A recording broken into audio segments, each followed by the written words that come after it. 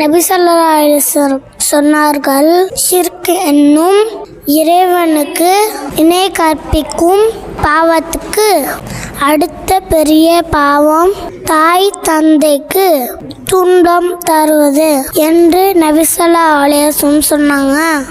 நரகத்தில் தள்ளும் இந்த பாவத்தை விட்டும் அல்லாஹ் நன்மை பாதுகாப்பானாக. உங்களுடைய தாய் தந்தைகளை நோக்கி சீ என்றும் கூறி விடாதீர்கள், அவர்களை விரட்டியும் விடாதீர்கள், மேலும் அவர்களிடம் கண்ணியமாக பேசுங்கள். ஃபலா தகுல் ரஹுமா உஃபின் வலா தன்ஹர்ஹுமா வகுல் ரஹுமா கௌலன் கரீமா. प्यारी माँ मुझको तेरी दुआ चाहिए, तेरे आंचल की ठंडी हवा चाहिए, लोरी गा गा के मुझको सुला